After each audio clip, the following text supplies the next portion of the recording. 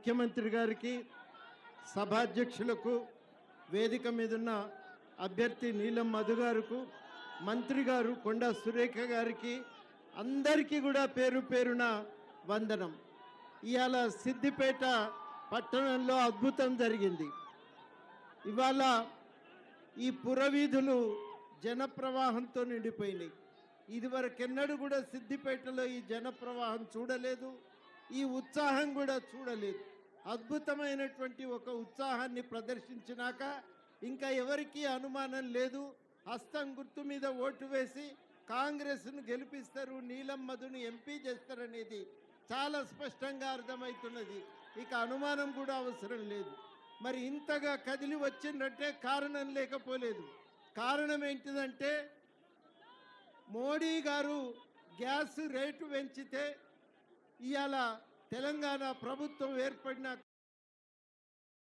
రేవంత్ రెడ్డి గారి నేతృత్వంలో gas cylinder ధర సగానికి సగం తగ్గించుకోగలిగినాం. అందుకని వాళ్ళు ఇంతమంది హాజరైండ్రు. మహిళలకు ఉచిత బస్సు ప్రయాణం ఇదివరకెన్నడూ కూడా ఎక్కడా మనం ఇటువంటిది చూడలేదు. మహిళలు వాళ్ళకు బస్సు ఇస్తే ఇలా చాలామంది వాళ్ళని ఇబ్బంది పెడి అవమానిస్తున్నారు. వాళ్ళకెందుకు బస్సు, మహిళలకు బస్సు ఫ్రీగా ఇస్తే ఆల్గడ్డకు కూడా హైదరాబాద్కు పోతారంటారు. కానీ వాస్తవానికి ఆత్మగౌరవం పెరిగింది. వాళ్లకు నచ్చినట్టుగా జీవించటానికి, ఆదాయం మిగిలించుకోవటానికి, కష్టపడి 4 పైసలు ఎన్నికేసుకోవటానికి ఇలా అవకాశం కలిగింది. ఇంత అద్భుతమైనటువంటి అభివృద్ధి ఒకటి ఇలా తెలంగాణలో జరుగుతున్నది. ఢిల్లీ ప్రభుత్వమేమో అసమానతలు పెంచింది. పైసలు ఇన్నోళ్ళకే పైసలు, మిగిలిన వాళ్ళెవరికి కూడా మొండి చేయి చూపుతున్నారు, ప్రజలను దోచుకుంటున్నారు, పైసలు ఉన్నోళ్ళకు పెడుతున్నారు. ఈ అసమానతలను మనం రూపుమాపాలంటే ఇవాళ భారతదేశంలో కాంగ్రెస్ 5 న్యాయ సూత్రాలను ప్రతిపాదించింది. అవి అమల్లోకి వస్తే మనందరికీ కూడా న్యాయం జరుగుతుంది, దేశంలో పేదరికం పోతుంది, ప్రతి ఒక్కరు ఆత్మగౌరవంతో బతకగలుగుతారు. ఆ మార్పును సాధించే లక్ష్యంతో ఇవాళ ఒక అద్భుతమైనటువంటి ప్రచార కార్యక్రమం జరుగుతున్నది.